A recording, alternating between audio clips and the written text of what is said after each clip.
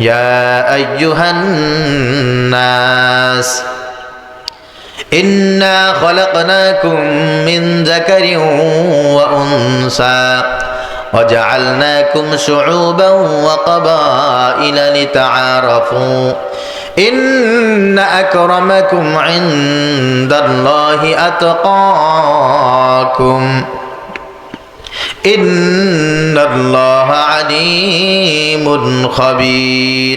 আগেই বলেন আলহামদুলিল্লাহ।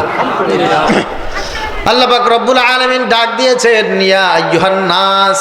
এটার অর্থ হচ্ছে হে মানব জাতি, হে দুনিয়ার মানব মণ্ডলী, হে দুনিয়ার মানুষ। বিশেষ করে যেই সময় কোরআনুল কারীম নাজিল হয়েছে, এইটা নাজিল হয়েছে মক্কায়। আর মক্কায় যে সমস্ত জায়গায় আল্লাহ পাক রব্বুল আলামিন ইয়া আইয়ুহান নাস শব্দ দ্বারা মানুষকে সম্বোধন করেছেন, এখানে ইয়া আইয়ুহান নাস দ্বারা আল্লাহ পাক রব্বুল আলামিন আখাসুল খাস ভাবে মক্কার কুরাইশদেরকে, মক্কার মানুষদেরকে স্পেশাল ভাবে আল্লাহ তাআলা ডাক দিয়েছেন।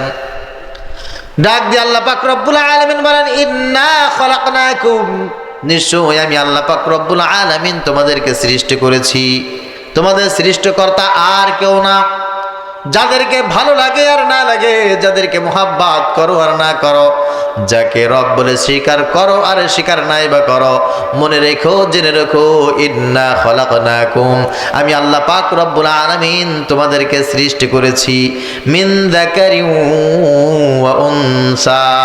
তোমরা বানর থেকে সৃষ্টি হও নাই, ব্যাঙ থেকে সৃষ্টি হও নাই, পানি থেকে সৃষ্টি হও নাই, এমনি এমনি করে তোমরা সৃষ্টি হও নাই। আমি আল্লাহ পাক রব্বুল আলামিন সৃষ্টি করেছি তোমাদেরকে একটা মাত্র নারী আর একটা মাত্র পুরুষ থেকে। নারী জাতি আর পুরুষ জাতি হিসাবে আমি আল্লাহ পাক রব্বুল আলামিন সৃষ্টি করেছি মিন যাকার হযরত আদম আলাইহিস সালাতু ওয়াস সালাম থেকে, ওয়া উনসা হাওয়া আলাইহিস সালাম থেকে, ওয়া জাআলনাকুম, আর আমি আল্লাহ পাক রব্বুল আলামিন দুনিয়ায় তোমাদেরকে করেছি শুউবা, অনেক জাতি জাতি হিসাবে আলাদা আলাদা। কেউ বাংলাদেশি, কেউ ইন্ডিয়ান, কেউ সৌদি আরবের মানুষ, কেউ চাইনিজ, কেউ জাপানিজ, কেউ রাশিয়ান, আছে না নাই? অনেক জাতি হিসাবে আমি আল্লাহ পাক রব্বুল আলামিন তোমাদেরকে তৈরি করেছি। অকবাইল, আর গোত্রে গোত্রে তোমাদেরকে বিভক্ত করেছি। এখানে আমরা যারা আছি সবার গোত্র কিন্তু এক না, সবার বংশ পরিচয় এক না। কেউ খান, কেউ পাঠান, কেউ ভুইয়া, কেউ মিয়া, কেউ শেখ, কেউ শিখ, আছে না নাই? কেউ তালুকদার, কেউ দফাদার, কেউ সওদাগার, কেউ হাওলাদার। আমি আল্লাহ পাক রব্বুল আলামিন ওয়া কবাইল, বংশে আলাদা আলাদা করে তোমাদেরকে সৃষ্টি করেছি। তবে তোমাদের ভিতরে যার চেহারা ভালো, যার বংশ ভালো, যার টাকা পয়সা ভালো, তোমাদের ভিতরে যে শিক্ষিত, তোমাদের ভিতরে যে ক্ষমতাবান, যার গায়ে শক্তি বেশি, ওই মানুষটা কিন্তু আমি আল্লাহ পাক রব্বুল আলামিনের কাছে বেশি প্রিয় না। লিতাআরাফু, আমি আল্লাহ তাআলা এইগুলো ভাগ বন্টন করে আলাদা আলাদা করেছি এই কারণে যেন তোমরা একে অপরকে চিনতে পারো, একে অন্যের সাথে আলোচনা করে আমি আল্লাহ পাক রব্বুল আলামিনের পরিচয়টা যেন তোমরা বের করতে পারো। তোমাদের রবকে, তোমরা কোথায় ছিলে, এখন কোথায় আছো, ভবিষ্যতে কোথায় থাকবে, ও তোমার কে হয়, সে তোমার কে ছিল, এই এলাকার মানুষ এখানে কিভাবে আসলো, এখানে তাদেরকে কে পরিচয়টা দিয়েছে। লিতাআরাফু, তোমরা যেন একজন আরেকজনের পরিচয় সম্পূর্ণভাবে জানতে পারো।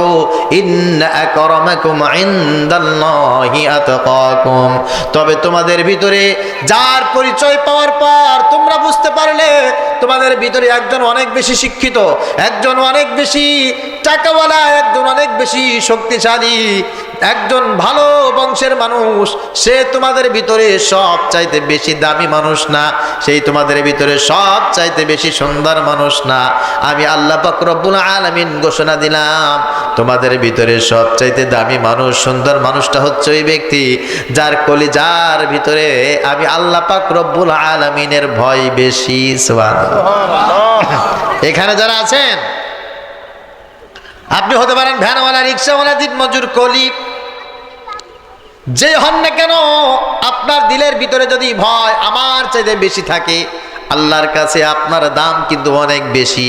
আমি একজন ক্ষুদ্র গোলাম, আপনি একজন বাড়িওয়ালা, আপনি একজন বড় একজন চাকরিজীবী, আপনার বাসায় বা আপনার অধীনে একজন চাকর আছে, ওই চাকরটা দিলের ভিতরে যদি আল্লাহর ভয় বেশি থাকে, আল্লাহর কাছে ওই চাকরের দাম আপনার চাইতে অনেক বেশি। কথাটা কে বলেছেন বলেন? আমি একটা উদাহরণ আপনার সামনে পেশ করতে চাই। সে উদাহরণটা হচ্ছে আমাদের কুমিল্লার কনিষ্ঠ এমপি হাসনাত আব্দুল্লাহ। আপনাদের কাছে কি মনে হয়, সেটা কি দেশপ্রেমিক নাকি দেশদ্রোহী? আরে আস্তে কথা বলেন কে? দেশপ্রেমিক। আমাদের দেশের নেতারা কেউ কোনোদিন চায় না হাসনাতের মতো লোক এমপি হোক, হাসনাতের মতো লোক মন্ত্রী হোক, সংসদে যাক, কেউ চায় না। এর কারণটা কি? এর জন্য একটা গল্প বলবো, রাগ করবেন নাকি? গল্পটা হচ্ছে, এক এলাকায় একজন অন্ধ আছে, চোখে দেখতে পারে না, চলাফেরা করতে পারে না, বয়স 40-45 হয়ে গেছে, অন্ধ, এই কারণে তাকে কেউ বিবাহ করে না।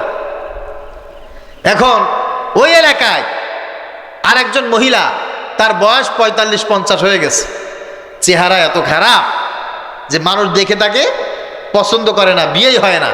এক তো গরিব মানুষ, দ্বিতীয় হচ্ছে চেহারা দেখতে সুন্দর না, কেউ তাকে পছন্দ করে না, বিয়েও হয় না। এখন চিন্তা করলো যে অন্ধটারও বিয়ে হয় না, আমারও হায়াতের যৌবন শেষ হয়ে যাচ্ছে, আমার বিয়ে হয় না, এক কাজ করি, অন্ধের কাছে যাই, দেখি মিষ্টি মিষ্টি কথা বলে তার বউ হওয়া যায় কিনা। তো অন্ধের কাছে গেছে, যায় বলতেছে, দেখেন আমি আপনার পাশের এলাকার একজন ভদ্র মহিষী সুন্দরী রূপসী ষোড়শী একজন যুবতী মহিলা, আমি আপনাকে খুব মহাব্বত করি, ভালোবাসি। এই দুনিয়ায় এত মানুষ আছে, এর ভিতর দিয়ে আল্লাহ পাক রব্বুল আলামিন আপনাকেই অন্ধ বানাইলো। আরে আপনার কত সুন্দর নাক, কত সুন্দর গাল, আপনার কত সুন্দর কান, আপনি অন্ধ মানুষ, আপনাকে দেখে আমার খুব করুণা হয়। এজন্য আমি একটা জিনিস ভেবেছি, কয়দিন বসে ভেবে আপনার কাছে আসছি, আপনি যদি রাজি থাকেন আমি আপনাকে বিয়ে করতে চাই। তখন অন্ধ চিন্তা করতেছে যে আপনি আমাকে বিয়ে করে কি করবেন? বলে আমি বিয়ে করে আপনার খেদমত করব। আল্লাহ তাআলা আপনাকে এত নিয়ামত দিয়েছে, কিন্তু আপনাকে দেখার মতো একটা চোখ দেয় নাই। তখন অন্ধ মানুষ ও মহিলার গালে একটু হাত দিছে, হাতটা একটু ধরেছে, দেখে তুলতুলে নরম, বয়স কত তা তো আর বোঝে না, ও তো আর পৃথিবীর কোনো নিয়ামত দেখতে পায় নাই। তো দেখছে গালটা নরম আছে, অন্ধের বেচারার দিল নরম হয়ে গেছে, নরম হয়ে চিন্তা করছে ঠিক আছে। তখন ওই মহিলাটা বলতেছে, দেখুন আমাকে বিবাহ করার জন্য বহু ভালো ঘর থেকে প্রস্তাব আসছে, আমি কারোর প্রস্তাবে রাজি হইনি, আমি আপনার জন্য অপেক্ষা করতেছি, কারণ আল্লাহ তাআলা আপনাকে অন্ধ বানিয়েছে, আমার খুব ইচ্ছা আমি আপনার খেদমতটাই করব। তবে আপনি আমাকে একটু ওয়াদা করেন যে আপনি আমাকে বিবাহের পরে কোথাও তাড়ায় দেবেন না, আপনি আমাকে কষ্ট দিবেন না, আমি এত আগ্রহ করে আপনার কাছে আসছি, আপনি যদি কষ্ট দেন আমি সহ্য করতে পারবো না, কলিজা ফেটে মারা যাবো। অন্ধ চিন্তা করছে, হায় হায় আমাকে এই পরিমাণ ভালোবাসে, ঠিক আছে। বিবাহের আয়োজন করা হলো, বিয়ে হয়ে গেছে, মাশাআল্লাহ বেশ কিছুদিন সংসার করতেছে। মহিলা এই দুনিয়ায় বসে তার যে চাহিদাগুলো একেবারে অপূরণীয় ছিল, অন্ধের ঘরে এসে সেই চাহিদাগুলো মোটামুটি সে ম্যাক্সিমাম পূরণ করে ফেলেছে। সংসার চলতে চলতে হঠাৎ করে অন্ধ চিন্তা করতেছে, আমার এত সুন্দর ষোড়শী মহিষী সুন্দরী রূপবতী একটি স্ত্রী, আমি তাকে দেখতে পারলাম না, হায় হায় এরকম একটা যদি সুযোগ হতো আমি তাকে দেখতে পেতাম। এরকম চিন্তা ফিকির করে শুয়ে আছে, তাকে রাস্তা দিয়ে মাইকে ঘোষণা করতে করতে যাচ্ছে, অন্ধদের জন্য ফ্রি চিকিৎসার সুব্যবস্থা করা হয়েছে, বিনামূল্যে চক্ষু শিবির আছে না। তখনও চিন্তা করছে, হায় হায় তাই নাকি, বিনামূল্যে চক্ষু শিবির, আমি তো ওখানে যে একটু দেখতে পারি। ও ওখান থেকে উঠে মাইকওয়ালার কাছে গিয়ে বলছে, ভাই আমাকে একটু নিয়ে চলেন। বলে আপনি যাবেন? হ্যাঁ চলেন। যাওয়ার পরে সব ওখানে গিয়ে স্ত্রীকে জানায় নাই, নিজে নিজে চক্ষু পরীক্ষা করছে। পরীক্ষা করার পর ডাক্তার বলতেছে, দেখেন আপনার যে অবস্থা, অপারেশন করলে আপনি 10 দিন 15 দিনের ভিতরে সুস্থ হয়ে যাবেন, আপনি চোখে দেখতে পাবেন। বলে তাই নাকি? বলে হ্যাঁ। বলে আপনার অপারেশন আগামী শুক্রবার, আপনি বাড়ি থেকে প্রস্তুতি নিয়ে আসেন। বলে আচ্ছা ঠিক আছে। বাড়ি চলে আসছে, আসার পর স্ত্রীকে মুসকি মুসকি হেসে বলতেছে, প্রাণের স্ত্রী আমি খুব আফসোস করতেছি, তুমি আমার যেই সেবা করো, যেই খেদমত করো, আর আমাকে যেই ভালোবাসো, আরে তোমার চেহারাটা আমি কোনোদিন দেখতে পেলাম না, তো একটা ব্যবস্থা হয়ে গেছে, তোমাকে আমি দেখতে পাবো। তোমার এত সুন্দর চেহারাটা আমি দেখে মুগ্ধ হব। বলে তাই নাকি, কি ব্যবস্থা হয়েছে? বলে আমি চক্ষু অপারেশন করব। স্ত্রী বলতেছে হাই হাই, কি বলেন আপনি? আপনি চক্ষু কেন অপারেশন করবেন? আপনার এটা দরকার আছে? আমি তো আপনার সেবা শুশ্রূষা সব করতেছি, আপনার চক্ষু অপারেশন করার দরকার কি? বলে না না, তোমার চেহারা কত সুন্দর, আমি তো দেখবো না? আমার দেখা দরকার। বলে আপনি আল্লাহর রাস্তায় এই কাজে যায়েন না। আপনি জানেন চক্ষু অপারেশন মানে কি? অপারেশন মানে হচ্ছে ধারালো তরবারি দিয়ে আপনার চোখ এখান থেকে কাটবে, কেটে চোখ তুলে ফেলবে, রক্ত বের হবে, আপনি অনেক কষ্ট পাবেন। আপনি কষ্ট পাইলে আমি বাঁচতে পারবো না। খবরদার আপনার মাথা থেকে এটা বের করে দেন। ও চক্ষু কাটাকাটির দরকার নাই, চক্ষু অপারেশন করার দরকার নাই।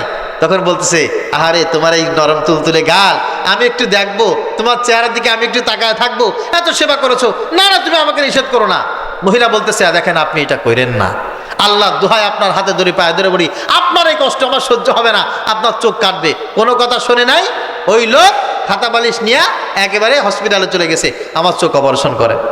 চোখ অপারেশন করেন এই জন্য যখন অন্ধ চলে গেছে, এই মহিলাও খাতা বালিশ ছাড়াই বাড়ি থেকে বেরিয়ে গেছে।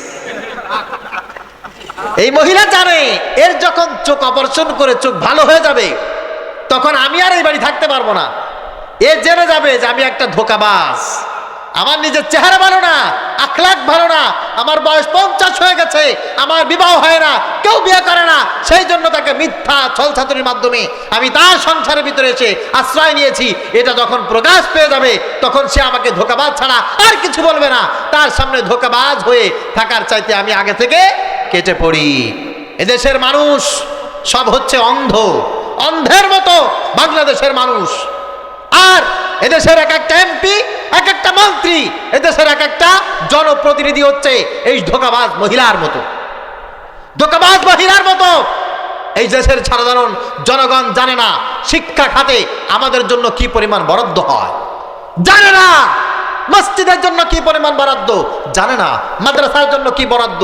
এদেশের মানুষ জানে না স্কুল, কলেজ, বিশ্ববিদ্যালয়, রাস্তাঘাট, কালভার্ট, এই সমস্ত ওয়াজ মাহফিল, প্রত্যেকটা দোয়া অনুষ্ঠানের জন্য সরকারের বাজেট আছে, আমাদের কি অধিকার আছে, এদেশের মানুষ জানে না, জানতো না। হাসনাত আব্দুল্লাহ এমপি হওয়ার পর একটা লাইভের মাধ্যমে জনগণের সামনে সব ওপেন করে দিয়েছে। এই জন্য অনেক মানুষ এখন এমপি হওয়ার আশায় ছেড়ে দিয়েছে। জনগণ এখন বুঝতে পেরেছে যে হাই হাই আমাদের অধিকার তারা চুরি করে খায়, আমাদের সম্পদ তারা চুরি করে, আমাদের অধিকার তারা নষ্ট করে, আমাদের গলায় পাড়া দিয়ে তারা সবকিছু আমাদের সম্পদ পাচার করে। এটা এখন জনগণ বুঝতে শিখেছে এদের মাধ্যমে।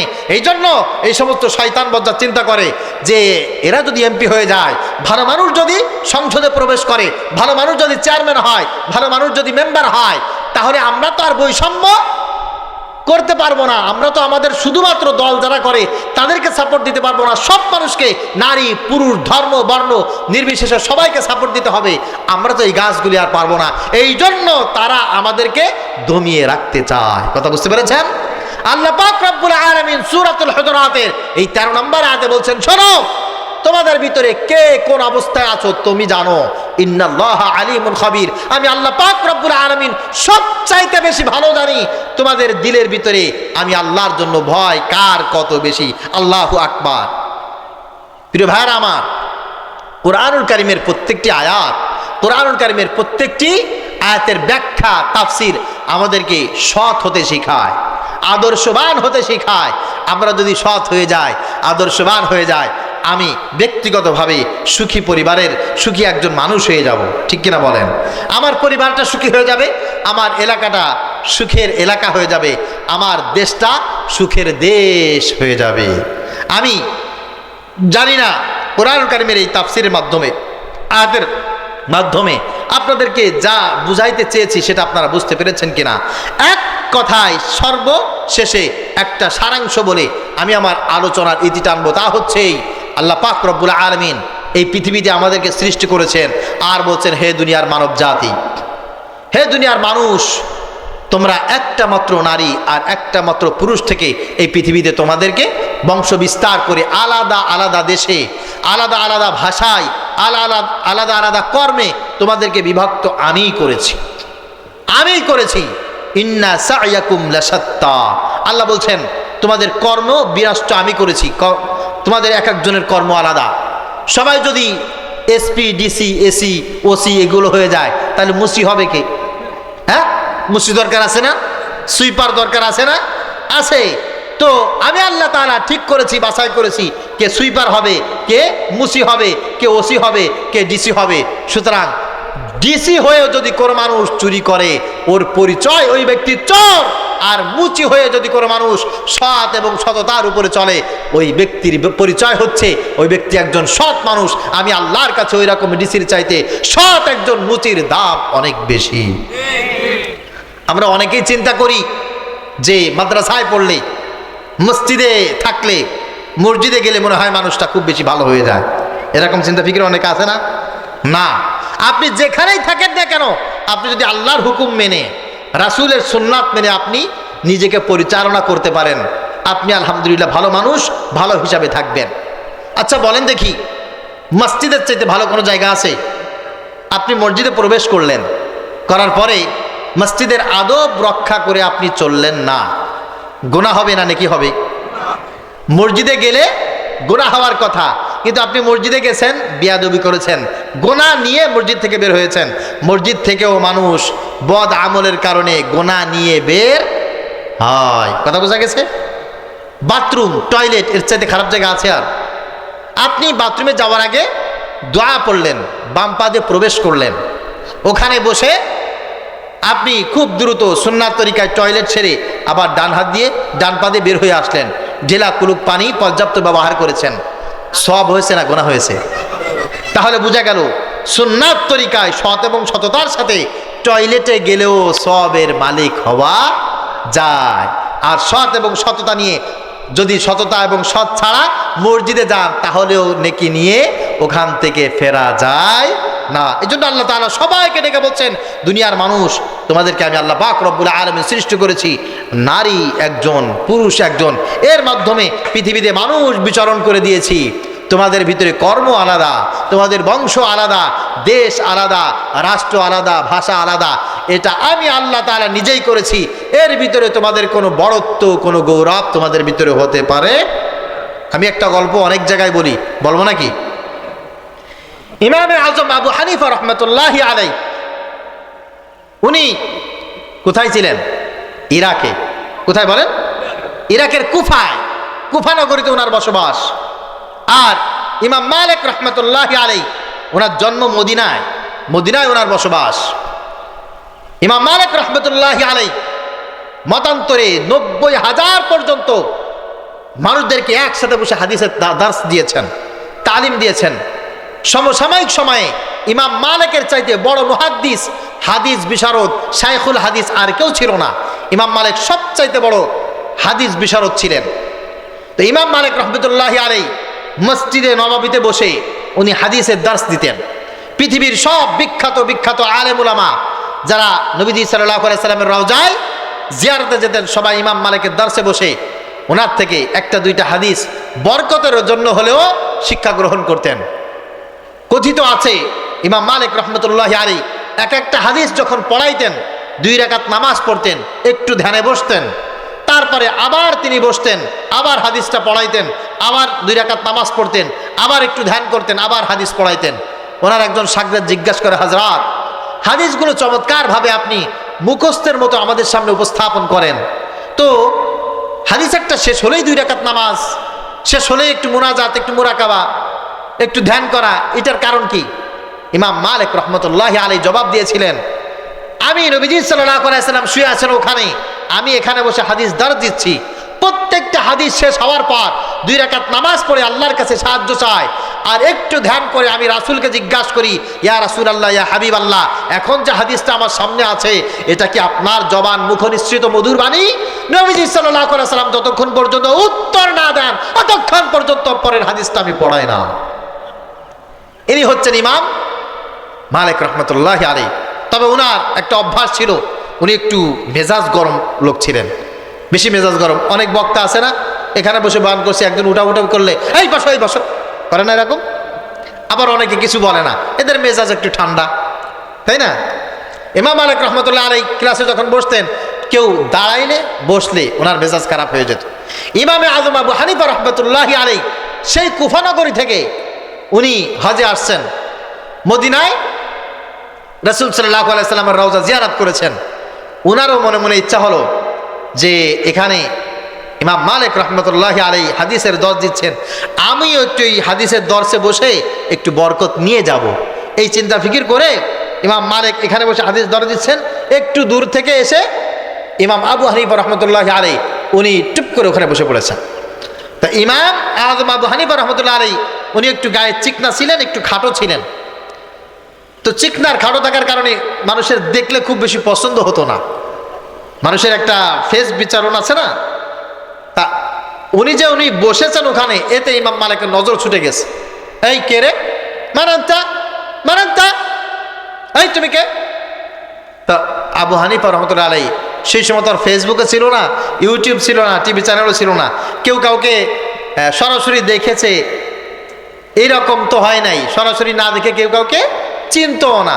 তা ইমাম আবু হানিফা রহমতুল্লাহ আলাইহি আস্তে মাথা নিচু করে উনি দাঁড়িয়েছেন। এই মাসমক, কোনো কথা বলেন না। মিনাই রাজিতা, বলছে তুমি কোথা থেকে আসছো, তোমার নাম কি? তো নাম জিজ্ঞেস করলে কথা বলে না, যে বলছে তোমার কোথা থেকে আসছো, মিনাই রাজিতা। ইমাম আযম আবু হানিফা রহমতুল্লাহ আলাইহি মাথা নিচু করে বলছেন, জিতু মিন কুফা, আমি কুফা থেকে এসেছি। তো কুফার মানুষের প্রতি মদিনার মানুষের একটু রাগ ছিল। এর কারণ হচ্ছে হযরত হুসাইন রাদিয়াল্লাহু তাআলা আনহুকে, হাসান রাদিয়াল্লাহু তাআলা কষ্ট দিয়েছেন, আলী রাদিয়াল্লাহু তাআলা আনহুকে শহীদ করেছেন কুফার মানুষেরা। এই জন্য কুফার মানুষের প্রতি মদিনার মানুষের একটু রাগ ছিল। ইমাম মালিক রহমতুল্লাহ আলাইহি যে শুনছেন যে উনি কুফা থেকে আসছেন, উনি বলছেন আল কুফি লা ইউফি, কুফার মানুষ মানুষই না।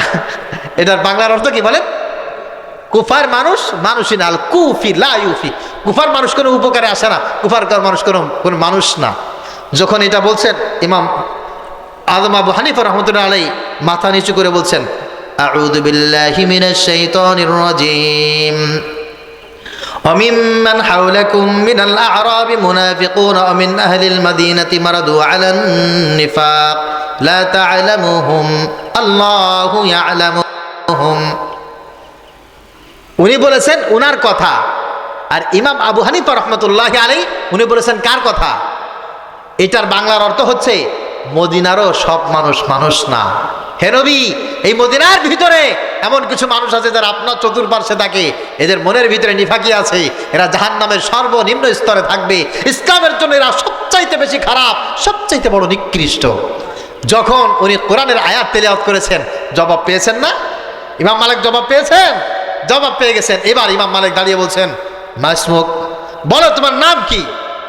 বলে ইসমি নুমান ইবনে সাবিত ইকালু আবা হানিফাতা, আমার নাম হচ্ছে নোমান ইবনে সাবিত, লোকে আমাকে আবু হানিফা বলে ডাকে।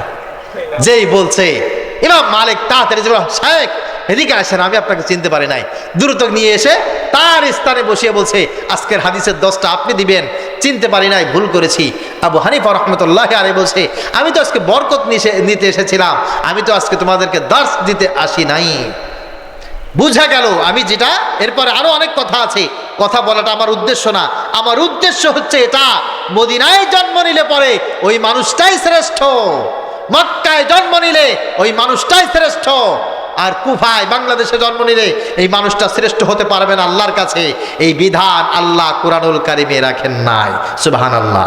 এজন্য আজকে যদি কোরআন কারিমের আয়াত থেকে আপনি শিক্ষা গ্রহণ করেন, আমি যেখানে যে অবস্থা আছি, আমি যদি ধ্যানওয়ালা হই, আমি যদি দিনমজুর হই, আমি যদি কুলি হই, আমি যদি শ্রমজীবী হই, আমি যদি একজন কৃষক হই, যেই হই না কেন, ন্যায় নীতি এবং সততা আদর্শ যদি আমার ভিতরে প্রস্ফুটিত হয়, ইনশাআল্লাহ তুম্মা ইনশাআল্লাহ মানুষের মতো মানুষ হব।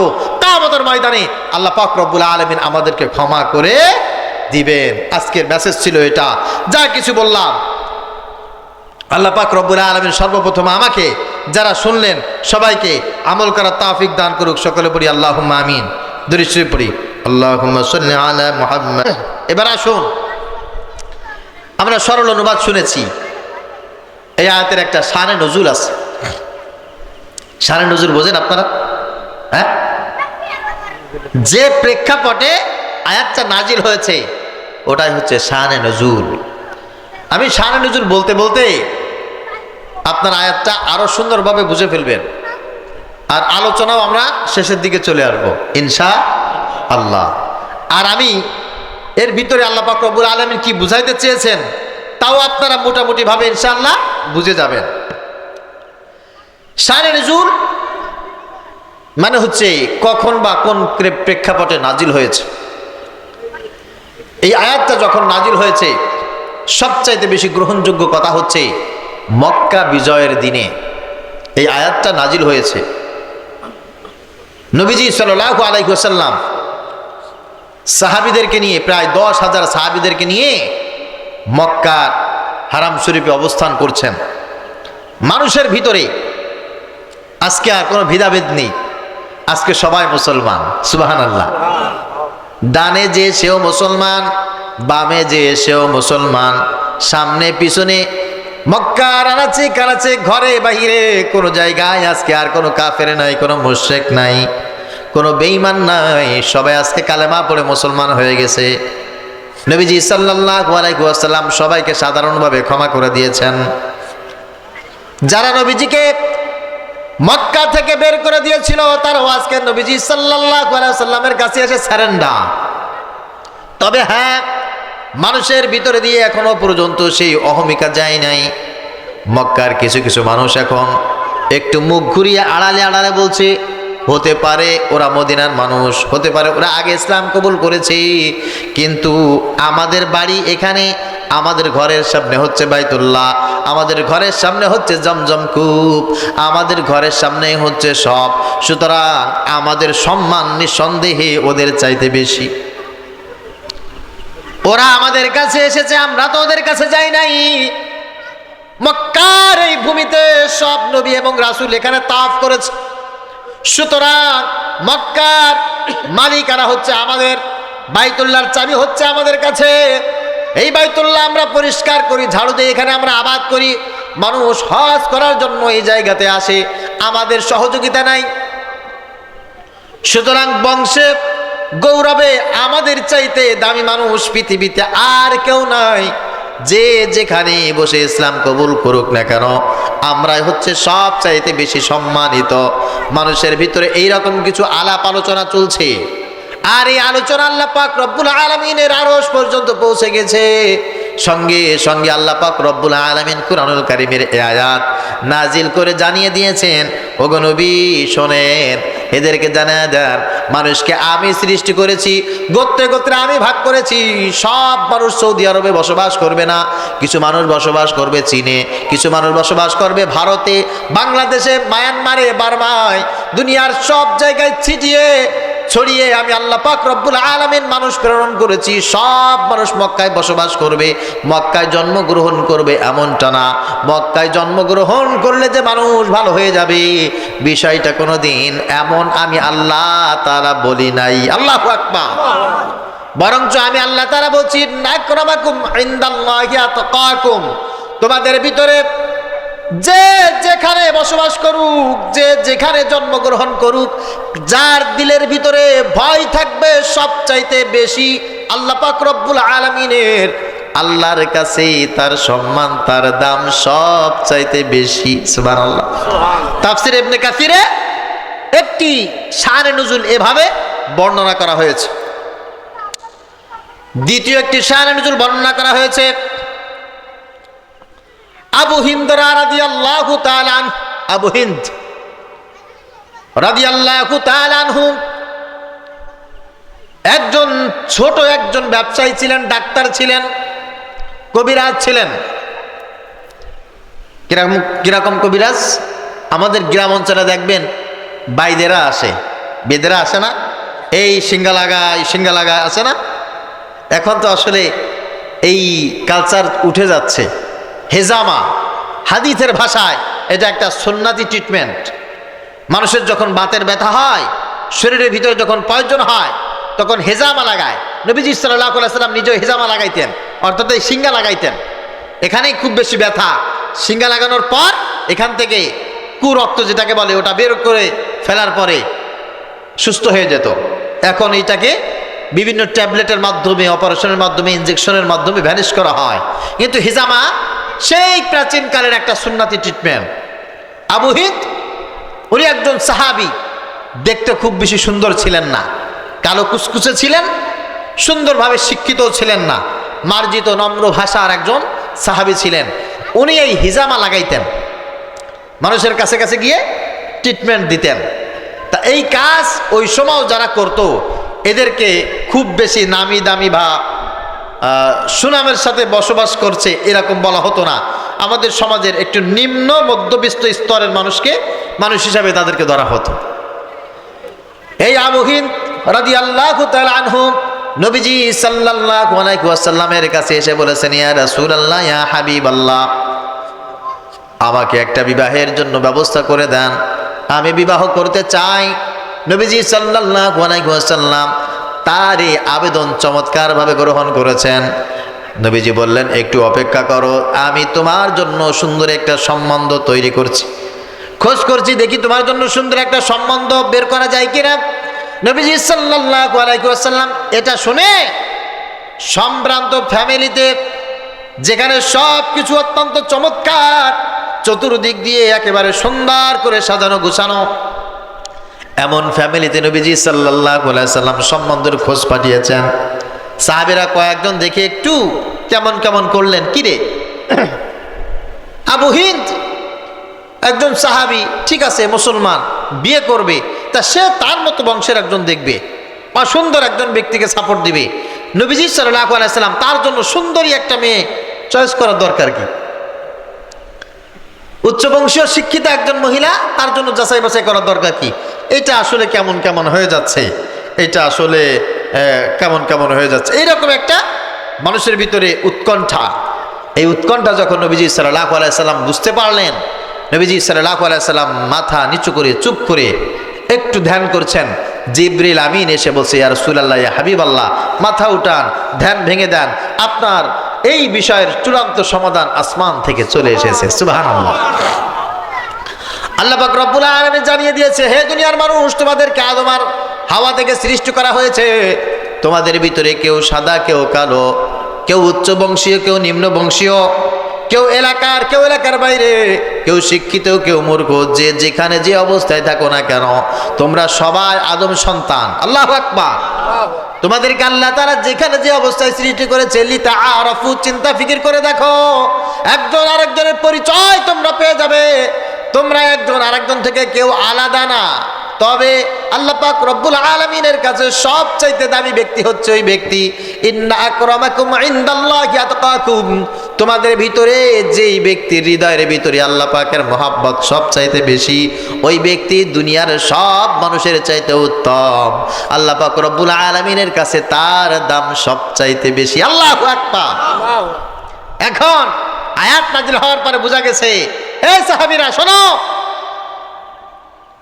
আবু হিন্দ কে জানো? যার দিলের ভিতরে আল্লাহর ভয় অনেক অনেক অনেক বেশি, যাকে আল্লাহ মহব্বত করে, আল্লাহ ভালোবাসে, আর তাকে নিয়ে মন্তব্য করো, এই মন্তব্য তোমাদের জন্য সাজে না। আল্লাহু আকবার। তৃতীয়ত একটা কাহিনী রয়েছে সবচাইতে বেশি প্রসিদ্ধ, হযরত বেলাল রাদিয়াল্লাহু তাআলা আনহুকে নিয়ে নবীজি সাল্লাল্লাহু আলাইহি ওয়াসাল্লাম, কি বলছি আমি এটা বলেন তো, শানে নুজুল, কি বলছি, একটা আয়াতের শানে নুজুলের ব্যাপারে এখানে 4টে হাদিস আমি আপনাদের সামনে বর্ণনা করছি, আরো আছে, বুঝাবার জন্য 4টি বিষয় বলা আজকের জন্য প্রয়োজন বলে আমি মনে করছি। মক্কা বিজয়ের দিনে নবীজি সাল্লাল্লাহু আলাইহি সাল্লাম সাহাবীদেরকে নিয়ে হারাম শরীফে বসেছেন। বসার পরে নবীজি সাহাবীদেরকে ডেকেছেন, সাহাবীরা বসো, আচ্ছা বলো দেখি, আজকে সবচাইতে একটি স্মরণীয় দিন, এই দিনে আমরা একটু উঁচু আওয়াজে সবার সামনে উৎফুল্ল কণ্ঠে আজান দেব, ইকামত হবে, জামাত হবে, এটা আমাদের জন্য সৌভাগ্যের এবং সম্মানের নয় কি? সাহাবীরা বলেন, ইয়া রাসূলুল্লাহ, অবশ্যই সৌভাগ্যের, অবশ্যই সম্মানের। নবীজি সাল্লাল্লাহু আলাইহি ওয়াসাল্লাম বলছেন, হ্যাঁ তাই যদি হয় আজকের নামাজের ইমামতি আমি নিজেই করব। আল্লাহু আকবার। আর আজকের আজান তোমাদের ভিতর থেকে একজনে দেবে, সবচাইতে বেশি সম্মানের ব্যক্তি, যাকে আল্লাহ এবং আল্লাহ রাসূল বেশি মহব্বত করে, তাকে দিয়ে আজান দেওয়ানো হবে। আচ্ছা আল্লাহ পাক রব্বুল আলামিন আমাকে আদেশ করেছেন, ইন্নামা ইউশাবিরুহুম ফিল আমরি ফাইদা আযামতা ফাতাওয়াক্কাল আলাল্লাহ। আল্লাহ পাক রব্বুল আলামিন আমাকে আদেশ করেছেন, নবী আপনি কোনো কাজ করার আগে আপনার অধীনস্থ, আপনার পাশে যারা আছে তাদের সাথে একটু আলোচনা করে মাশওয়ারা করে তারপরে কাজটি করবেন। অনেক মা আছেন, বোন আছেন, ভাই আছেন, অনেক স্বামী আছে, অনেক বাবা আছে, কাজ করে কিন্তু ক্ষমতা মাফিক মাশওয়ারা করে না। বাবা মায়ের সঙ্গে মাশওয়ারা করবেন কিভাবে কাজটা করবেন, ভাই বোনের সাথে মাশওয়ারা করবে, স্বামী স্ত্রীর সাথে মাশওয়ারা করবে, ভাই ভাইয়ের সাথে মাশওয়ারা করবে, মসজিদের ইমাম মুসাল্লিদের সাথে মাশওয়ারা করবে, সভাপতি সেক্রেটারি কমিটি যারা আছে সবার সাথে মিলে মাশওয়ারা করবে। মাশওয়ারা করে তারপরে কাজ করবে, পরামর্শ করে কাজ করবে। পরামর্শ করে যদি কোনো কাজ পরিবারের ভিতরে করা হয় আর ওই কাজটা যদি ভুল হয়ে যায়, আল্লাহ পাক রব্বুল আলামিন ওই ভুলটার ভিতরে বরকত দান করে দেন। সুবহানাল্লাহ। পরামর্শ করে যদি মসজিদের কোনো কাজ করা হয় আর ওই কাজটা যদি ভুল হয়েও থাকে, যেহেতু পরামর্শ করে কাজ করা হয়েছে যার কারণে আল্লাহ পাক রব্বুল আলামিন ওই কাজের ভিতরেও বরকত দান করেন। এজন্য আমাদের ভিতরে মানে মাতবাড়ি বেশি, মাশওয়ারা কম, পরামর্শ কম। মাতবাড়ি যেখানে বেবরকত সেখানে, পরামর্শ যেখানে বরকত সেখানে। মনে থাকবে নবীজি সাল্লাল্লাহু আলাইহি ওয়াসাল্লাম একজনকে দাঁড়ায় বললেই তো হতো তুমি আজান দিয়ে দাও, একজনকে বললেই তো হয়ে যায় বেটা দাঁড়া আজান দি। কারণ নবীজি সাল্লাল্লাহু আলাইহি ওয়াসাল্লাম যেটা বলেন ওইটা আল্লাহ পাক রব্বুল আলামিন কবুল করে নেন। যেদিকে নবীজি হাঁটেন ওই দিকে যাওয়া ইবাদত হয়ে যায়। আমার সেই নবী যদি একজনকে দাঁড়ায় বলতেন তুমি আজান দাও, আজানটা হয়ে যেত। নবীজি সাল্লাল্লাহু আলাইহি ওয়াসাল্লাম সেটা না বলে একজনকে ডাকছেন তুমি এদিকে আসো। তার মানে সে বলছে না, আমার বাড়ি মক্কায়, আমার রাসূল আমাকে ইকরাম করেছে, সম্মান করেছে। ইয়া রাসূলুল্লাহ বলেন, বলো দেখি আজকের এই বিজয়ের দিনে আজানটা কে দিলে ভালো হয়? বলছে হুজুর বলবো। হ্যাঁ বলো। অভয় দিলে বললাম, হ্যাঁ বলো না, তোমাকে অভয় দিলাম। ইয়া রাসূলুল্লাহ, ইয়া হাবিবাল্লাহ, আমার কাছে মনে হয় আজকের এই বিজয়ের আজানটা যদি আপনার সবচাইতে কাছের সাহাবী হযরত আবু বকর রাদিয়াল্লাহু তাআলা আনহু দেয়, আজকের এই বিজয়ের আজানটা সবচাইতে বেশি মধুর লাগবে। নবীজি বললেন কেন, কি জন্য আবু বকর আজান দেবে? ইয়া রাসূলুল্লাহ আপনি তো বলেছেন আমার ভিতরে আরহামু উম্মতি বি উম্মতি আবু বকর, আমার উম্মতের ভিতরে সবচাইতে আমার কাছের, আমার ভিতরে সবচাইতে বেশি মহব্বতের, আমার সবচাইতে বেশি দয়ালু, আমার বন্ধু, আমার সাহাবী, আমার উম্মত হচ্ছে আবু বকর। আপনি হিজরতের রাতে আবু বকরকে নিয়ে যাওয়াটাই পছন্দ করেছেন। ইসলামের আপনার পরে সবচাইতে বেশি মহব্বত, গ্রহণযোগ্য ব্যক্তি হিসাবে আবু বকরকে আপনি ঘোষণা দিয়েছেন। সুতরাং আজকের এই বিদায়ের দিনে যদি আবু বকর আজান দেয় সেই আজানটা বড় মধুর লাগবে। নবীজি সাল্লাল্লাহু আলাইহি ওয়াসাল্লাম বলেন মাশাআল্লাহ, ভেরি গুড, খুব সুন্দর বলেছো, তুমি বসো। আর একজনকে ডেকেছে এদিকে আসো, তুমি তো মক্কার একজন প্রভাবশালী ব্যক্তি, মক্কার অনেক মানুষ তোমার ভক্ত, তুমি বড় একজন লিডার। আচ্ছা বলো দেখি আজকের মুসলমানদের এই বিজয়ের মুহূর্তে আজানটা কে দিলে তোমার কাছে ভালো মনে হয়, তুমি আমাকে পরামর্শ দাও। লোকটা বলছে ইয়া রাসূলুল্লাহ, ইয়া হাবিবাল্লাহ, আমার কাছে মনে হয় আজকের এই বিজয়ের দিনে হযরত ওমর যদি আজানটা দিয়ে দেয় এই বিজয়টা অনেক বেশি চমৎকার হবে, গৌরবের হবে, সম্মানের হবে। কেন ওমর আজান দেবে কেন? ইয়া রাসূলুল্লাহ, ইয়া হাবিবাল্লাহ, আপনার জবান দিয়ে আমরা বলতে শুনেছি লাউ কানা বাদি নাবিয়্যুন লাকানা ওমর, ওমর এমন একজন ব্যক্তি আমার পরে যদি কোনো নবী পৃথিবীতে আসতো আল্লাহ পাক রব্বুল আলামিন হযরত ওমরকে নবী বানায়া দিত। সুবহানাল্লাহ। আপনার পরে নবী হওয়ার মতো যোগ্যতা যেই ব্যক্তির আছে, যদিও নবী কোনোদিন আসবে না, হবেও না, আপনার জবান দিয়ে যে শব্দ বের হয়েছে আমার কাছে মনে হয় আজান দেওয়ার জন্য সব চাইতে উপযুক্ত ব্যক্তি হচ্ছে ওমর। বলছেন ও তাই নাকি? হ্যাঁ ঠিক আছে, চমৎকার বক্তব্য হয়েছে, বস। আরেকজনকে ডেকেছে, ভাই আপনি তো এলাকার সবচাইতে সম্মানিত ব্যক্তির ভিতরে একজন, বলেন না আজকের বিজয়ের আজানটা কারে দিলে ভালো হয়? লোকটা বলছে ইয়া রাসূলুল্লাহ, ইয়া হাবিবাল্লাহ, আমার কাছে মনে হয় আজকের বিজয়ের আজানটা হযরত উসমান রাদিয়াল্লাহু তাআলা আনহু যদি তার কণ্ঠে প্রদান করেন, এটা আমাদের জন্য গৌরবের হবে, সম্মানের হবে। কেন উসমান আজান দেবে কেন? ইয়া রাসূলুল্লাহ, ইয়া হাবিবাল্লাহ, আপনি উসমান রাদিয়াল্লাহু তাআলা আনহুর ব্যাপারে বলেছেন, উসমান আমার একটা কন্যা বিবাহ করেছে, কন্যা ইন্তেকাল করেছে, আবার আমি দ্বিতীয় কন্যা উসমানকে বিয়ে দিয়েছি উসমানের সঙ্গে। আমার যদি ওই কন্যাটাও ইন্তেকাল করে যায়, আরও একটা কন্যা যদি আমার থাকে, তৃতীয় কন্যাটাও আমি হযরত উসমানের সঙ্গে বিয়ে দেব। এই জন্য উসমানের নাম হয়েছে উসমান দিন নূরাইন। উসমান রাদিয়াল্লাহু তাআলা আনহু তো ওই ব্যক্তি, যখন মুসলমানদের পানির বড় অভাব ছিল, আপনি মুসলমানদেরকে টার্গেট করে বলেছেন, মুসলমানদের ভিতরে এমন যদি কেউ থাকে একটা মিষ্টি কুয়ার পানি সেটা মুসলমানদের জন্য কিনে ওয়াকফ করে দিবে, এমন কোনো ব্যক্তি যদি থাকে, আমি এবং সেই ব্যক্তি জান্নাতের ভিতরে এমন করে বসবাস করব। হযরত উসমান রাদিয়াল্লাহু তাআলা আনহু অনেক টাকা খরচ করে মুসলমানদের জন্য মিষ্টি কুয়ার একটা পানি কিনে তিনি ওয়াকফ করে দিয়েছেন। ইয়া রাসূলুল্লাহ, আপনি বলেছেন উসমান আর আপনি জান্নাতের ভিতরে এমন পাশাপাশি অবস্থান করবেন। সুতরাং আজকের বিদায়ের এই মুহূর্তে, বিজয়ের এই দিনে, সম্মানের এই দিনে হযরত উসমান যদি আজান দেয়, হযরত উসমানের কণ্ঠে আজানটা বড় চমৎকার হয়ে যাবে। আল্লাহু আকবার। নবীজি বলেন, হ্যাঁ তোমার কথাটাও ভালো, তুমি দাঁড়াও, তুমি দাঁড়াও, বলো দেখি আজকে বিজয়ের আজানটা কে দেবে? বলছি ইয়া রাসূলুল্লাহ, অভয় দিলে বললাম। বলে হ্যাঁ বলো, আজকের বিজয়ের আজানটা হযরত আলী রাদিয়াল্লাহু তাআলা আনহু দিলে ভালো হয়। কেন আলী দেবে ইয়া রাসূলুল্লাহ? আপনার জবান দিয়ে শুনেছি, আনা মাদিনাতুল ইলম ওয়া আলিয়ুম বাবুহা, আমি হচ্ছে ইলমের শহর, আর এই শহরে প্রবেশ করার জন্য প্রধান তরুণ হচ্ছে হযরত আলী। শুধু তাই না, মুহাম্মদুর রাসূলুল্লাহ সাল্লাল্লাহু আলাইহি ওয়াসাল্লামের একমাত্র কন্যা, সবচাইতে আদরের কন্যা, ভালোবাসার মানুষ হযরত ফাতেমা রাদিয়াল্লাহু তাআলা আনহাকে বিবাহ করার মতো যোগ্যতা যেই ব্যক্তির আছে, তিনি হলেন হযরত আলী। হাসান এবং হুসাইন সাইয়্যিদা শাবাবি আহলিল জান্নাহ, জান্নাতের যুবকদের সর্দার, তার পিতা হওয়ার মতো যোগ্যতা যার আছে তিনি হলেন হযরত আলী। হযরত আলী যদি আজকের দিনের আজান দেয়, আমাদের কাছে মনে হয় আজকের এই আজানটা অনেক সম্মানের হবে, অনেক গৌরবের হবে।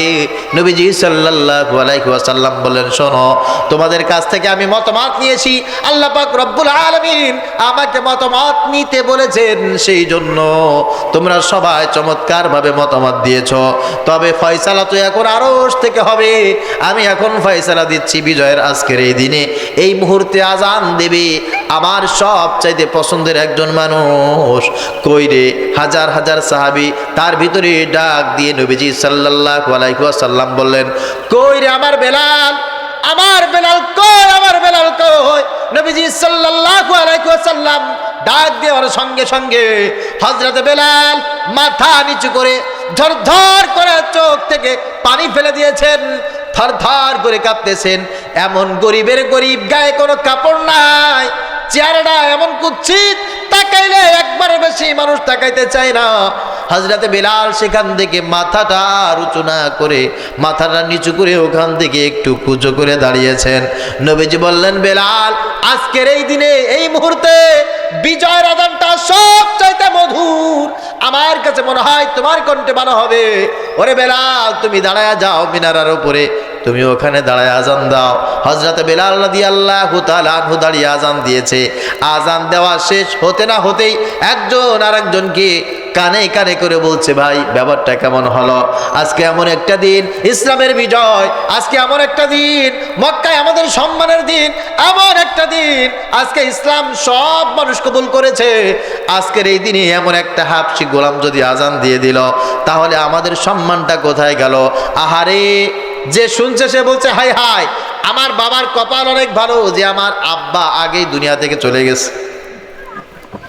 আরেকজন বলতেছে, হাই হাই, আমার দাদার নসিব অনেক ভালো, আজকের এই দিনে আমার দাদার সামনে এই মক্কায় বসে একজন হাবশি গোলাম আজান দিবে। এর চাইতে অপমান আমাদের সামনে আর কিছু হতে পারে না। আমার বাবার কপাল ভালো, আমার দাদার কপাল ভালো, আমার চাচার কপাল ভালো, আমার পূর্বপুরুষের কপাল ভালো। আজকের এই চিত্র দেখার আগেই তারা দুনিয়া থেকে শেষ। একজন আর একজনের সাথে কানাঘুষা করে এমন কথা বলছে। একজন আরেকজনের সাথে বলতেছে, একজন জিবরিল আমিন চলে আসছে, এসে একজনকে বলে, ভাই আচ্ছা মানুষের সুরাত ধরে বলেন দেখি আজকে যে আযানটা দিল বিলাল কেমন হইলো? বলে, ভাই রে ভাই, কোনো কাজ হয়েছে এটা? হ্যাঁ, আমার জীবনে আর বেঁচে থাকার কোনো স্বপ্ন নাই। আমরা এত মানুষ থাকতে, মক্কায় এত দামি দামি মানুষ থাকতে এইরকম একজন হাফসি গোলাম আযান দিবে? ও ঠিক আছে, বুঝতে পেরেছি। আরেকজনের কাছে গেছে, ভাই আযানটা কেমন হলো? আরে ভাই বলেন না, আমার বাপ আগে মরে গেছে, আমার আব্বার কপাল ভালো, তা না হলে আজকে আমার আব্বা যে অপমান হতো এই চাইতে অপমান আর পৃথিবীতে হতে পারে না। আরেকজনের কাছে গেছে, সে বলে, আমার দাদা অনেক একজন গৌরবময় মানুষ ছিল, অহংকারী মানুষ ছিল, দাম্ভিক মানুষ ছিল। আমার দাদার সামনে যদি আজকের এই কাহিনী ঘটতো, আমার দাদা এখানে রক্তপাত ঘটায় দিত। আমার কপাল ভালো যে আমার দাদা আগেই মারা গেছে। এই কাহিনী দেখার আগে যেতে যেতে যেতে যেতে একজন মানুষ, মক্কার সবচাইতে বড় লিডার হযরত আবু সুফিয়ান, একটু আগেও ছিল মক্কার সবচাইতে বড় লিডার, মক্কার সবচাইতে বড় কাফের, একটু আগে মাত্র পিঠ বাঁচানোর দায় কালেমা পড়ে মুসলমান হয়ে গেছে। আবু সুফিয়ানের কাছে জিবরাইল আমিন যে বলতেছে, ভাই বলেন দেখি আজকের আযানটা কেমন হয়েছে? আবু সুফিয়ান ডানে একবারে তাকায়, বামে একবারে তাকায়, তাকায় তার চেহারার দিকে তাকায়, বলে, তুমি কে? বলে, আমি কে? আমি এই একজন আপনাদের মতো একজন আর কি। কোথা থেকে আসছো? বলে, আমি আসছি, বাহির থেকে আসছি। বলে, না আমি কে তুমি জানো? আমি আবু সুফিয়ান। এখানে যত মানুষ আছে সব মানুষকে আমি চিনি, মদিনা থেকে যত মানুষ আসছে সব মানুষকে আমি চিনি। আমি তোমার চেহারার দিকে তাকাইলাম, মক্কার কোনো মানুষের চেহারার সঙ্গে তোমার কোনো মিল নাই, মদিনার কোনো মানুষের চেহারার সঙ্গে তোমার কোনো মিল নাই। আমার মনে হয় মুহাম্মাদের কাছে গোপনে গোপনে যেই লোকটা আসে ওই লোকটা তুমি হতে পারো। আমার মনের কথা তোমাকে বলবো, আর সঙ্গে সঙ্গে সব মানুষের কাছে পাবলিশড হয়ে যাবে, এমন কথা আমি বলবো না। এই আযান নিয়ে আজকে আমার কোনো মন্তব্য নাই।